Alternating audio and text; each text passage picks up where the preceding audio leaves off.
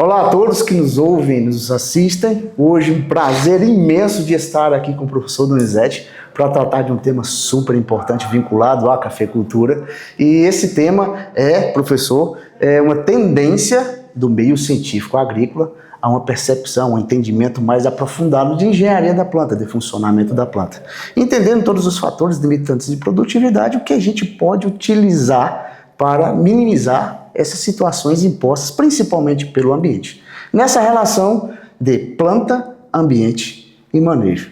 O professor Donizete, sendo aí um dos pioneiros e também motivadores desse melhor entendimento, vai falar e aprofundar um pouquinho mais desse tema para a gente hoje. Professor, por favor, fique à vontade. Realmente, hoje o ambiente, o ambiente, quando eu falo ambiente, eu estou me referindo não somente a clima e solo, a interação solo-planta e atmosfera, né? E esse triângulo que a gente chama, que é uma base da cafeicultura, que é o clima, manejo e variedade, eles têm que estar um conectado um com o outro, né? Porque, evidentemente, não adianta você ter a melhor variedade, o melhor manejo se o clima não ajudar. Exatamente. Da mesma maneira, o clima pode ajudar, se o clima está ruim e você não tem uma variedade adequada para aquela região. Então, esse triângulo, ele tem que estar muito bem equilibrado. E o que está desequilibrando a cafeicultura hoje? O que está desequilibrando a cafeicultura hoje, sem sombra de dúvida, são os desafios climáticos, né? Na minha opinião, o principal dilema, o principal desafio do cafeicultor que ele tem para produzir café é exatamente os extremos climáticos. Não seria controle de pragas, controle de doença?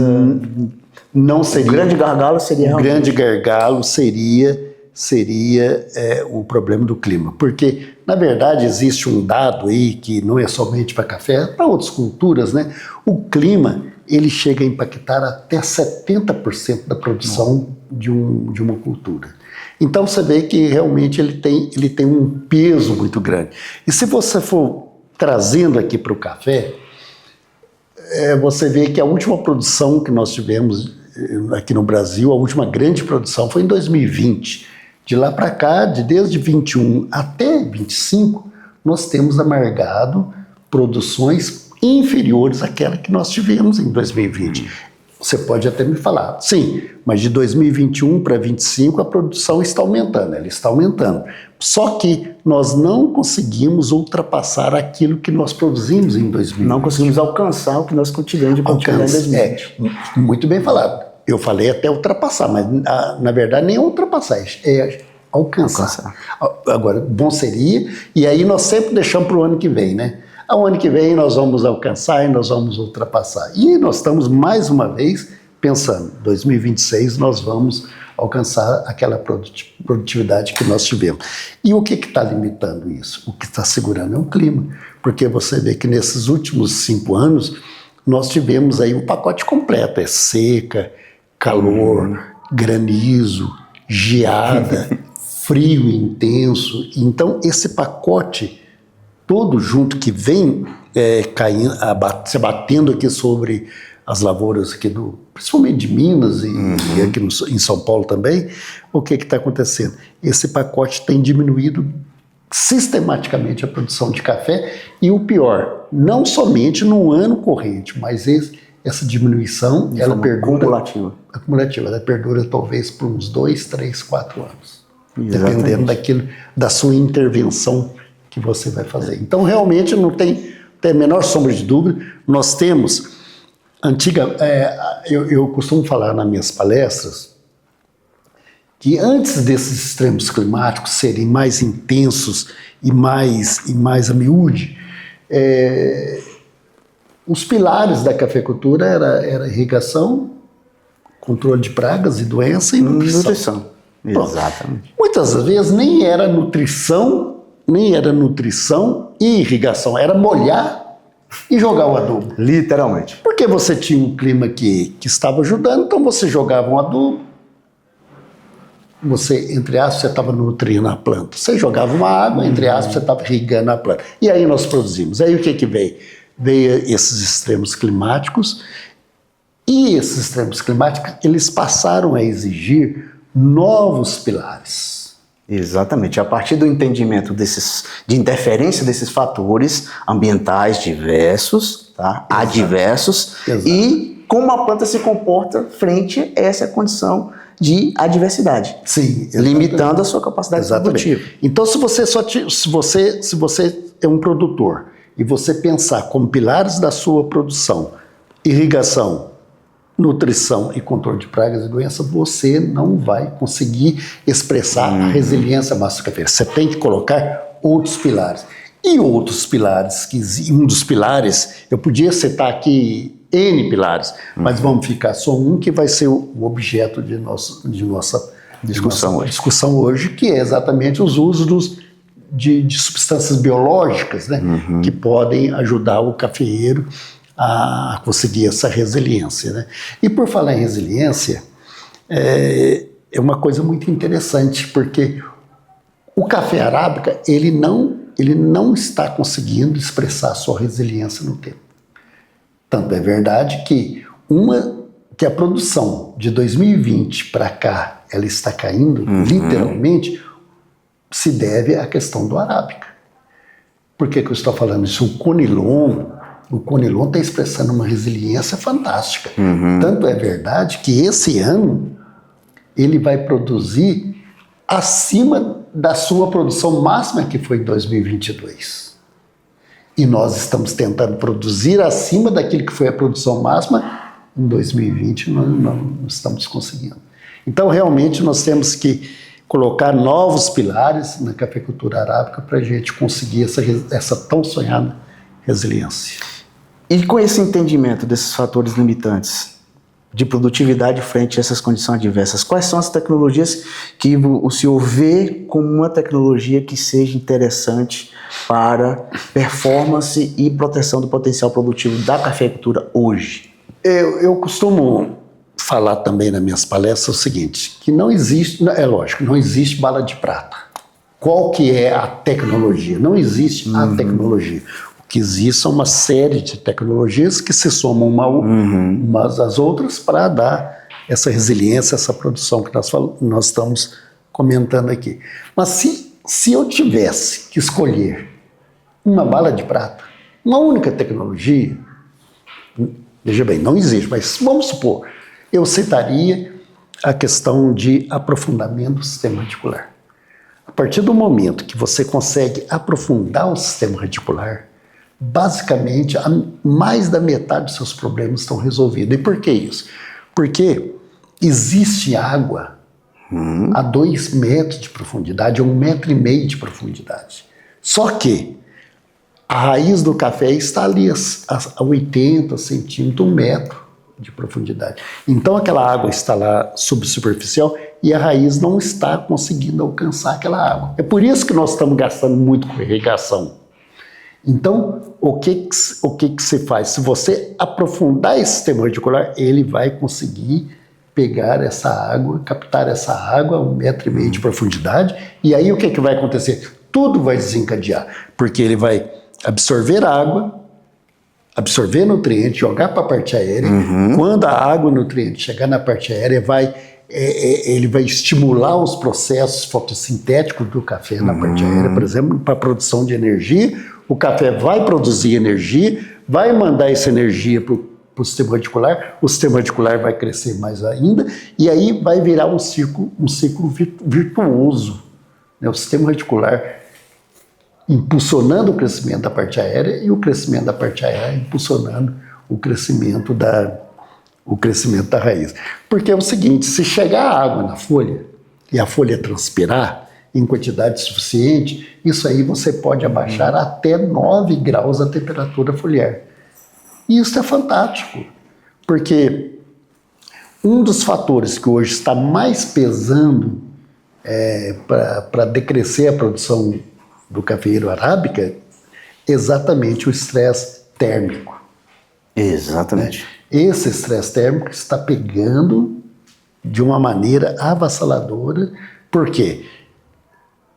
Tanto é verdade que café irrigado, ele também está tendo suas quedas nas produções. Exatamente por causa da influência tão intensa da elevação de temperatura e radiação mais intensa. Exatamente. E aí é o seguinte, qual que é o grande problema do café? O grande problema do café arábica é que a produção de energia do café é incompatível com aquilo que ele produz. Então, se você for pensar o café que nós somos 300 anos atrás, nós somos lá na Etiópia, trouxemos o café para cá, jogamos aqui no Brasil. Ele é endêmico de uma outra região, a não ser o Brasil, Exato. E ele não estaria prontamente ou plenamente adaptado às condições. Isso, exatamente. Então, como é que era o café lá na Etiópia, resumindo? Lá era o seguinte, ambiente sombreado, 2.000 milímetros de chuva, temperatura 16, 17, 18 graus, ele estava deitado eternamente em berço esplêndido. E o que acontecia? Lá, nessa condição, ele produzia pouca energia, e porque ele produzia pouca energia, ele produzia pouco café. Produzia ali 400 quilos, 500 quilos por hectare. E aí, o que nós fizemos? Nós trouxemos o café aqui no Brasil, e o café passou a produzir muito café, olha a diferença. Só que, aí,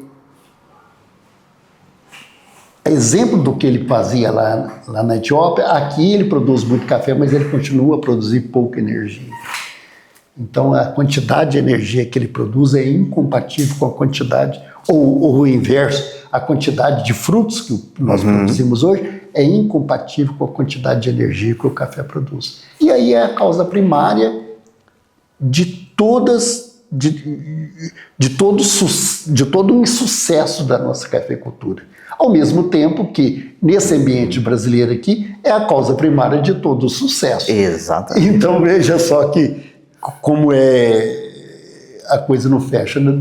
Tem uma influência em mão dupla aí, tanto limitando quanto promovendo a possibilidade de um teto produtivo maior. Exatamente. Então, é realmente uma coisa assim que é preocupante, né? E aí, aquilo que você falou bem comigo, o café até hoje, ele tem, o arábica, até hoje ele tem lá no seu DNA, seguinte, eu sou uma planta de sombra, eu sou uma planta de meia sombra. E como tal, eu produzo pouco. Mas se você me fizer eu produzir muito, eu vou produzir muito. Mas vai ter um custo muito grande para você, porque eu vou depauperar, eu vou ter penalidade, as pragas e doenças vão me pegar. Ou seja, para você fazer um café produzir muito, você tem que realmente procurar, como nós falamos, procurar novas opções de manejo, porque senão ele não vai suportar. Se a gente não adotar a tecnologia, realmente não vai suportar. Professor, e aonde entra aí a glicina betaína e a prolina nesse suporte e apoio a essa possibilidade de um maior potencial produtivo da cultura? Então, a glicina betaína e a prolina são dois osmoprotetores, vamos dizer assim, osmólitos que nós chamamos. E o que faz um osmólito? Ele simplesmente abaixa o potencial osmótico da célula, abaixando o potencial osmótico da célula, ele abaixa o potencial hídrico celular também, e a planta, e nessas condições, aquele órgão, aquela célula, passa a acumular mais água e ele perde menos água. Então, a osmoproteção é a capacidade de você manter o cafeeiro hidratado, mesmo em condições extremas de temperatura e seco, ou o mais hidratado possível. E a glicina betaína e a prolina, elas fazem muito bem isso, porque o café, existem muitos estudos mostrando o seguinte, que o café, sob condições de estresse hídrico ou térmico, ou salino, ele aumenta a produção de osmoprotetores, né? Exatamente para combater aquele dano para combater o dano que ele está sendo submetido. Como um mecanismo de defesa, a uma elevação de temperatura, ele tende a produzir essas substâncias para aumentar o conteúdo de água dentro da célula da planta, né? E uma vez tendo mais água dentro da célula, possivelmente ela vai demorar mais tempo de chegar ao ponto de aquecimento. Sim, e é interessante o seguinte, porque se uma folha acumula muito prolina e a prolina e a glicina betaína é sintetizada na folha, se ela acumula muito esses dois compostos, o que acontece? Essa folha ela perde menos água para o ambiente. Ao perder menos água para o ambiente, ela se mantém mais hidratada e aí ela se mantém verde, ela aumenta a sua capacidade fotossintética para fazer aquela energia que a planta de café tanto necessita. Que a planta tanto necessita. E, em terceiro lugar, ela combate também o estresse oxidativo. São que duas é substâncias. o estresse oxidativo, eu costumo falar o seguinte, que são moléculas que nas minhas palestras, para o pessoal entender bem, eu chamo de monstrinhos, que realmente provocam um dano celular, e esse dano se expressa tanto na vegetação como na produção. Então, isso a prolina acumulando na folha. Aí o café faz a prolina, joga a prolina para a raiz. Ao acumular prolina na raiz, o que acontece? A raiz passa também a absorver mais água. Uma habilidade melhor na absorção. Uma habilidade melhor. Então, veja só que fantástico. Veja só que fantástico. Acumula na folha, a folha perde menos água para o ambiente. Acumula na raiz, a raiz passa a absorver mais água do solo. No conjunto, a planta se mantém mais hidratada. E ao se manter mais hidratada, a temperatura dela diminui e ela passa, então, a exercer as suas atividades fisiológicas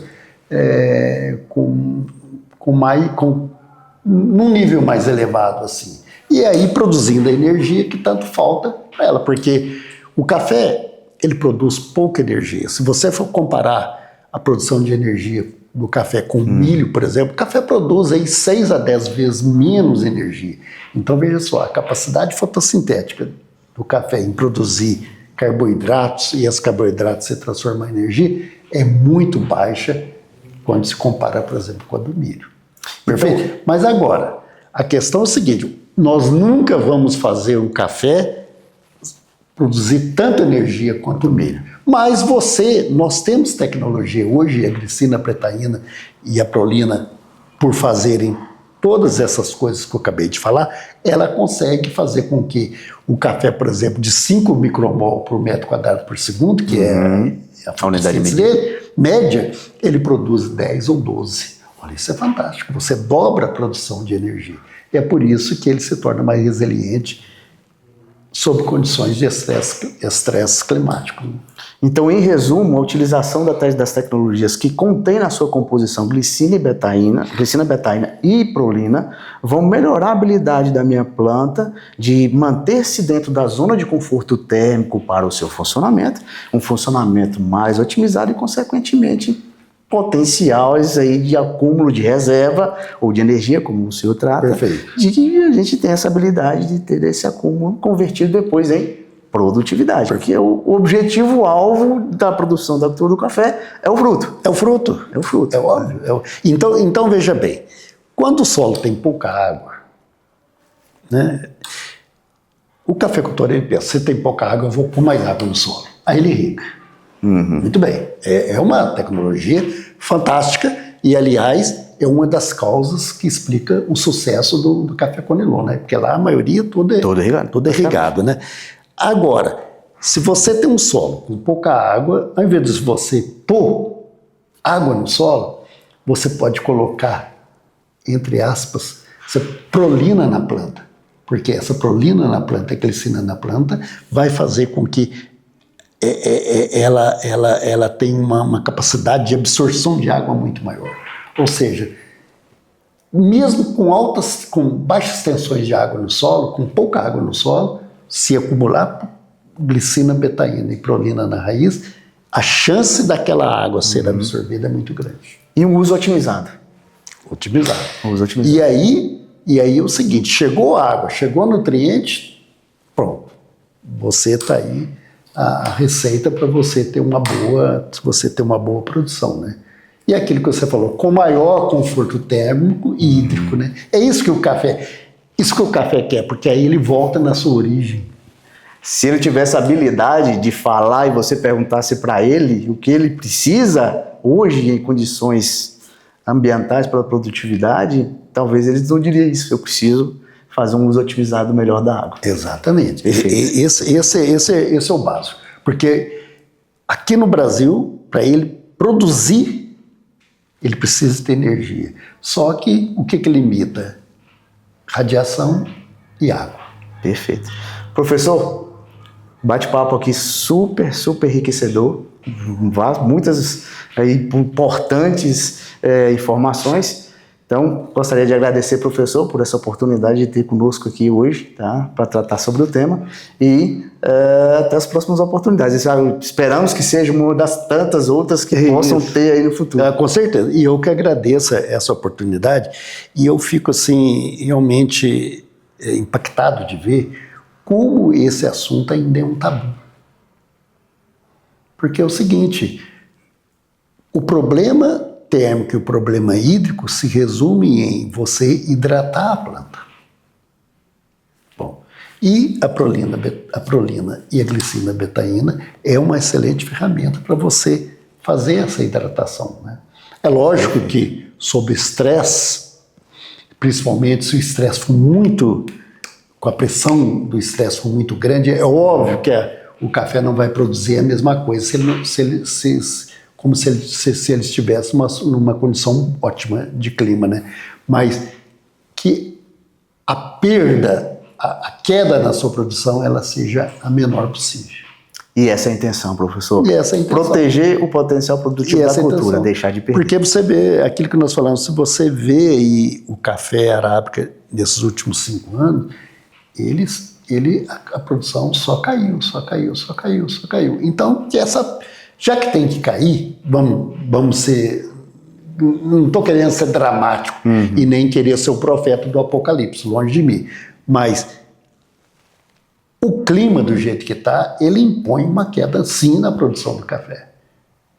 E já que ele impõe essa queda, que essa queda então seja a menor possível, óbvio. Que a gente perda menos.